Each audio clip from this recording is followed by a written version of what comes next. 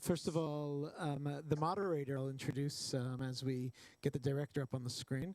Our moderator tonight is filmmaker and social justice activist Michal Aviad. Michal was last here with us with her film Working Women. Yep, Working Woman, which is a fantastic film that you can see online. She's also made Dimona Twist and the Women Here's are all films we've screened here and more, all dealing with social issues in Israel and using film as a tool to change that. And of course, we'll have up on the screen in a moment Michale Boganim, who is joining us live.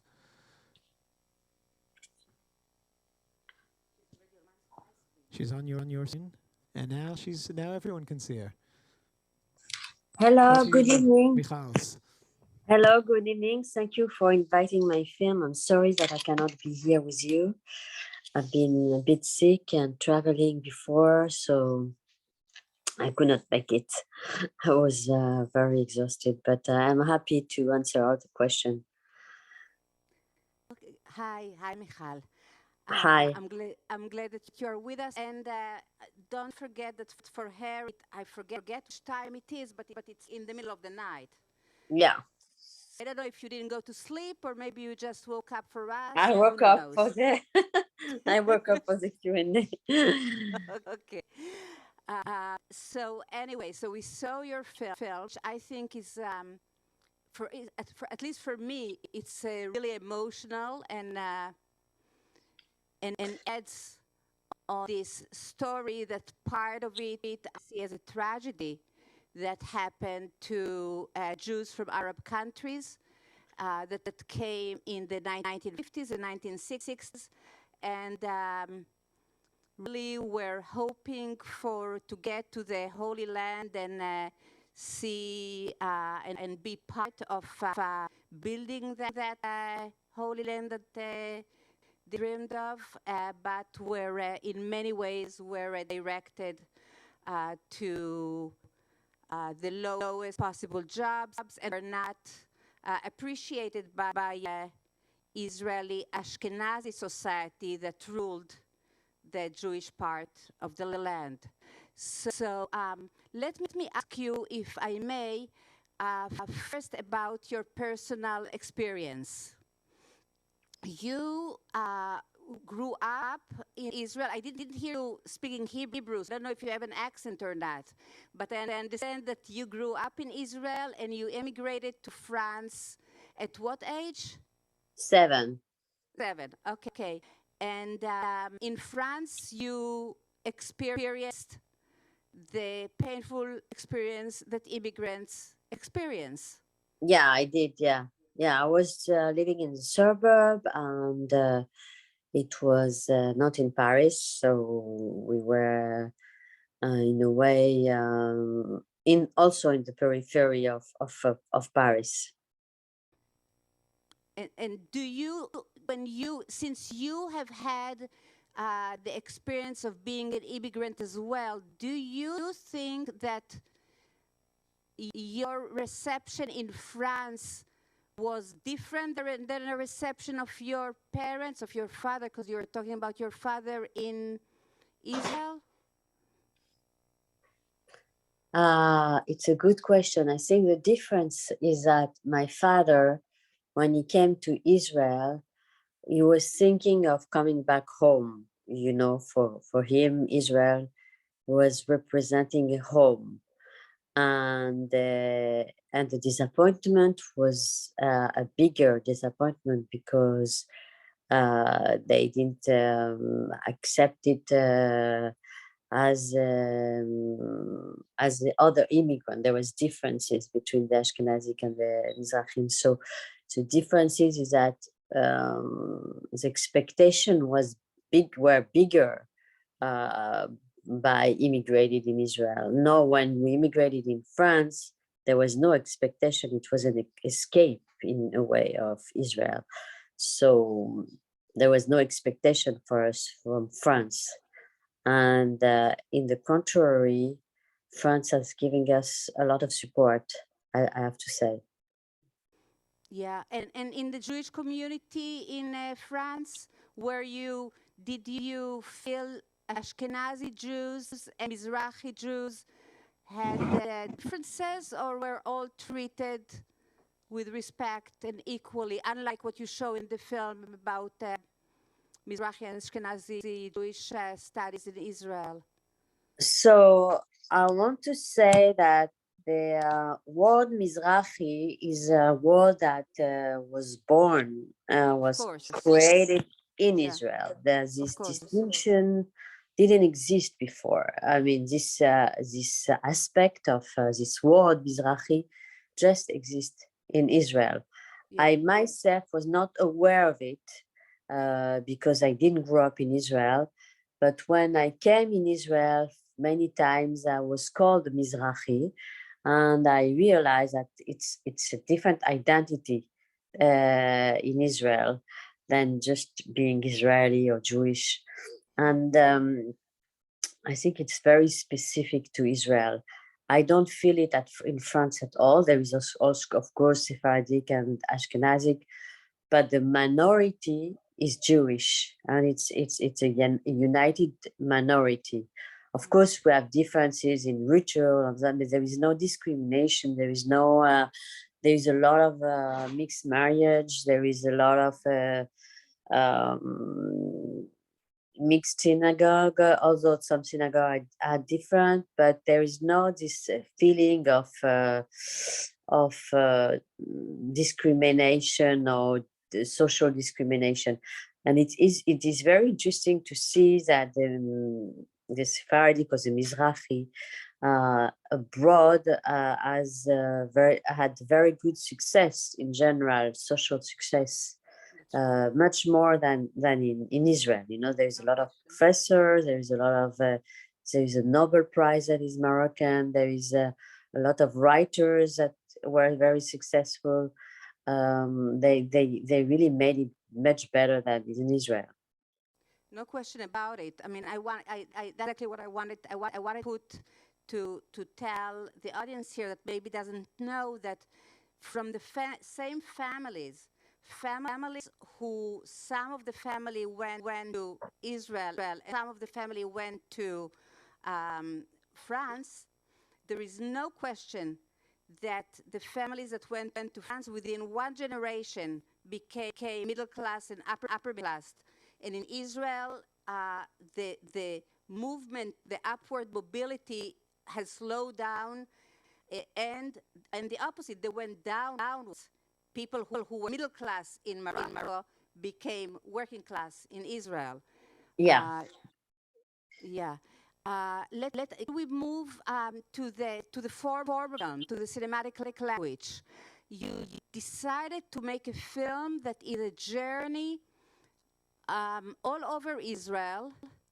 And you could, of course, make a film that goes back to where your family came from in Israel, came to in Israel.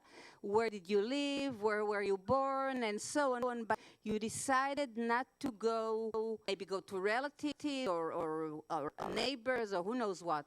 But you decided to make a film much more a traveling film from town to town. And I wonder, why did you decide on this form?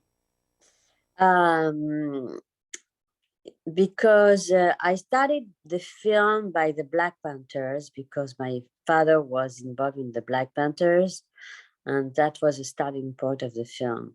Now, when I started to research, I discovered that there is a whole new generation that were born in this development city, in what we call the peripheria, and that also have suffered from discrimination. So for me, it was important to show these cities, all these cities like Dimona, Yocham, what else I show? Netivot, Ashkelon, some part of Jerusalem, Hadera, all these cities that where the Mizrahim were.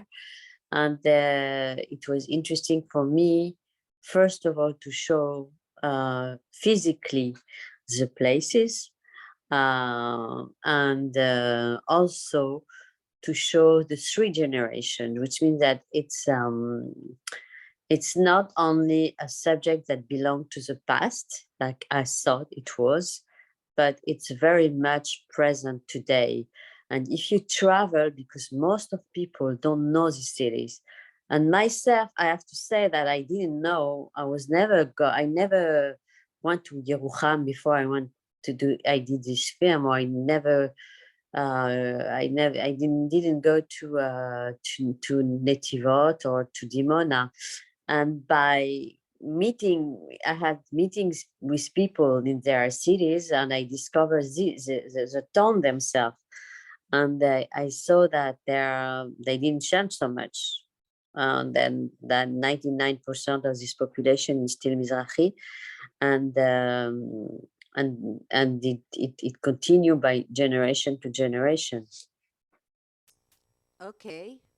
And that's why I decided to make a road trip and to film one character in one city. I see. Okay, it's interesting because you've chosen characters that are, at least in Israel, they are quite well known right now. Successful artists, both of them, and they're amazing work. For me, it's amazing work what they're doing. And I see that each one of them deserves a film of his or her own. It's the only one who actually belongs to the second generation is Haviva Pdaya, and all the rest belong to the third, no, Eton, of course. The rest belong to the third generation. And I thought that each of them was fascinating, and each one of them, for me, was too short, because they're amazing people, talented, and have a lot to say, and lots of music to play, and so on. So I appreciate all these people in your film. Some of them are friends. And let me ask you only one more question before I pass it on to the audience. The film, when I finished looking at the film, I felt that I know something about your father. I know the sense of failure. I understand this failure, which very often, I think that in this country, maybe you probably know about it from your grandparents, or who knows. But the first generation very often live all their lives, cut off from their roots and try to do something, are unable to, and it breaks my heart. But I didn't really understand exactly how did he go about his life. And I knew even less about mother. About my mother? Yeah. No, I focus on my father because he was mostly activist, He was the one who was an activist, and he was a social worker, and did try to change the society in a way. So my mother was not involved so much in that activism at the time. And the Black Panthers, they were very male orientated. There was many men, Moroccan men, who leaded the movement, and I focus on him because he was the one who dedicated his part of his life to, first of all, try to change things in the education, and try to raise these children, and allow them to go to universities and stuff like that. And he was also on the road, on this peripheria and on these cities, to improve the education of these people. And then he was involved in the Black Panthers, and this is something that only my father did. But I'm speaking also about the family in general, but I'm focusing more on my father. Yeah. Yeah, yeah. It's an homage of my father, this film also. Yes, yes. Who would like to interject, to say something, to ask a question?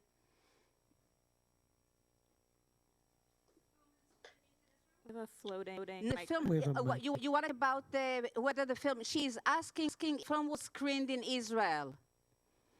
Sorry? She is asking if the film was screened in Israel. The film, do you see me? Yeah.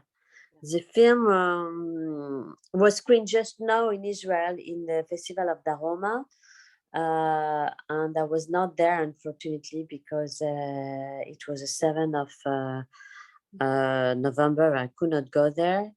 But Shlomi Khatuka, one of the person, was there to discuss with the people. But it was only one screening. That it didn't screen. I was very surprised that it didn't. He was not accepted to many festivals, and it was not.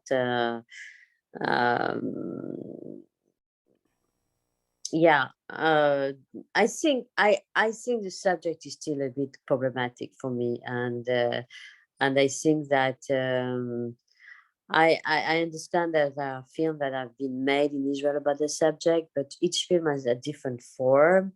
And there was many film about the Shoah that were shown, and there was many film of the same topics that were shown, but about this subject, it still remain a problematic subject.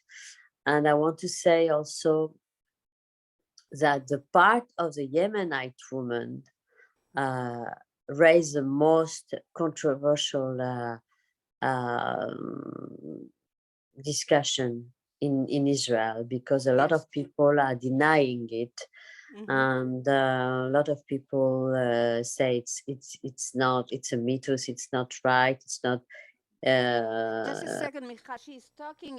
I don't know if you're following. She's talking about the discussion in Israel in the last few years, whether Yemenite, not only Yemenite, but they are called Yemenite and Balkan and North African Jews, whether they were kidnapped by and sold or given to Ashkenazi childless parents.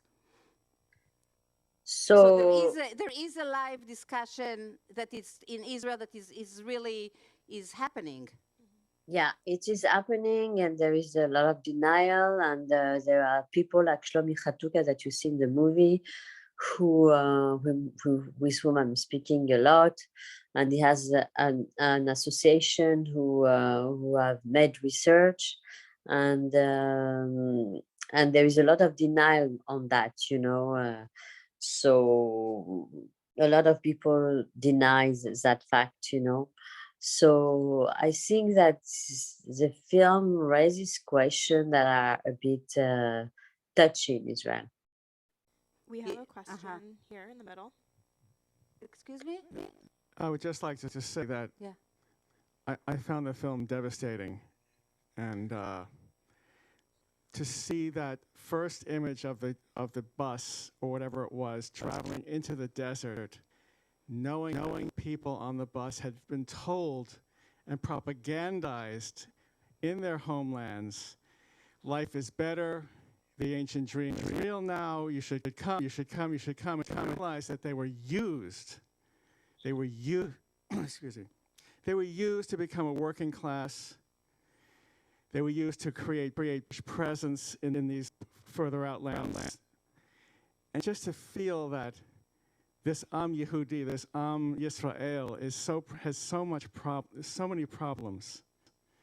And it's hard for American Jews to assimilate this, because our position usually is to defend Israel.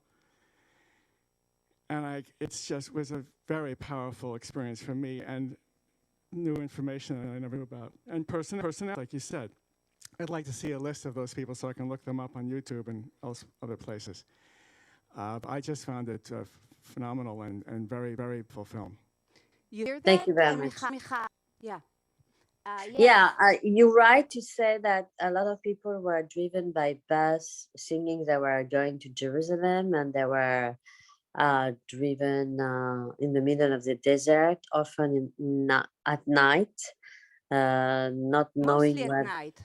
Mostly at night, they didn't know where they were going, and they were left in the middle of the desert to construct the cities. At the time, the Ashkenazic people came first. And they also built the country. I don't say that Ashkenazi didn't build the country, but there was needed in the 50s and in the 60s a working class to continue and to build cities, and mostly cities that were in the periphery, and they brought Mizrahi people to do that in a way. I mean, they wanted to go also, but the propaganda was how do you say, they didn't tell the truth. They said that they are going to Jerusalem. They promised them to go to kibbutz, to stuff like that, and they brought them to build this city in the border of the country, often in borders, in frontier, in the desert, where they needed workers. But it's the same. Yeah, we can compare that to France, when they brought the Arab people in France to build, to have a working class, Yeah. You have another question up here. Hello. Thank you for a beautiful and moving film. I'm thinking about the scene with the women of the Caucasus and what she said about Palestinians and Mizrahim not really knowing one another. And my question is, why do you think there wasn't more political cooperation in the 50s and 60s and 70s between Mizrahim and Palestinian citizens? It seems like they have so many of the same grievances: the suppression of Arabic and traditional culture, feeling like second-class citizens, being relegated to manual labor. It's a good question, but I think that first of all, the Arab culture in Israel was a subculture, and the Mizrahi people felt that their Arab culture was not considered a good culture. They were considered like a subculture, that's a shallow culture. So they were not proud of it, and so therefore the aim was to be like the Ashkenazic. The model was to be like the Ashkenazic, and they repressed their own culture, and they mostly they stopped to, the new generation stopped to speak Arabic, stopped to listen to Arabic music, and therefore they were cut from their roots, because they wanted to create, Israel wanted to create the new Israel, the new Israel man, with cutting their, the roots of these people. And it's just lately, in the third generation, that people start to reconnect with their roots and with their Arab culture, and they put it in front, and they are proud of it. And now it's very recent that they are creating a relationship with Arab culture and with Moroccan culture, and with I don't know if with Palestinian, but with Arab culture in general. And I know that a lot of people were invited to Morocco, and some singers are heard all over the world, in the Arab world, because they are singing in Arabic, the young generation I'm talking, which is something very new. But at first the model was European, in Israel. Yeah, absolutely. But I think that it's more, I think that it's even complex than that, if I may, because it's like it's not in you. Listen, I am not I'm half an Ashkenazi, half a Sephardic Jew. I was in the demonstrations of Black Panthers in 71 and 73. I was in high school, middle school and high school. And I am aware, and it's not only me, I'm aware of the discrimination of Mizrahi Jews that were not called Mizrahi at the time since my adolescence. So there is nothing new here. In the terms, all of a sudden we discover it. No. Live with this, just a second. People live with this discrimination 3 generations now, even 4. And the second generation, like the intellectuals, like Yuda Shenhav and Yossi Yona and people like that who are very important university professors, started the academic research, the issue of Mizrahi Jews. The third generation, who became really angry, and usually the third generation are the ones who become the angrier and don't need anymore to hide themselves.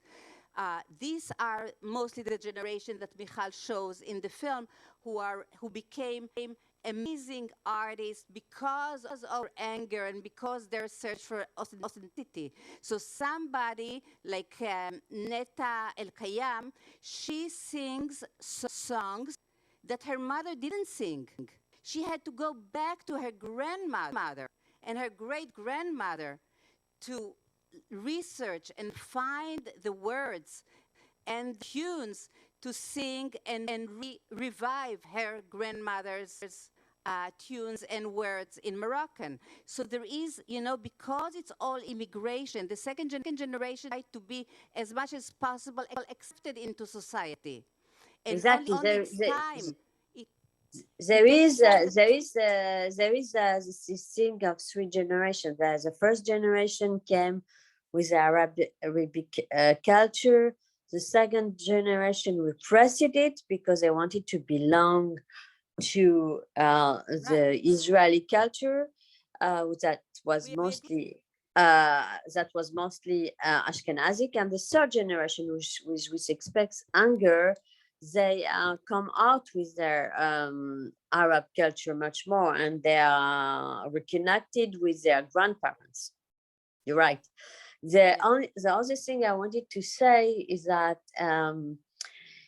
Israel culture and Israel, in general, was created based on European values.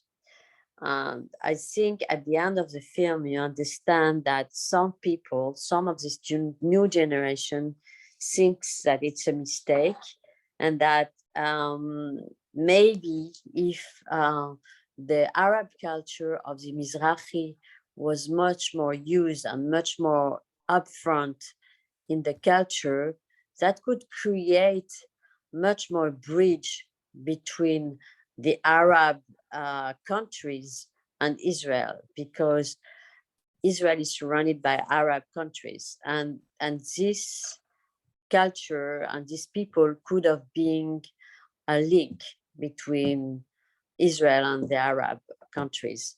And it's now starting a little bit with Morocco, for example, but it's a bit late. It could have been used before. And I think that mostly for many years, the standard was to create a European country in Israel. And half of the population is Mizrahi in Israel.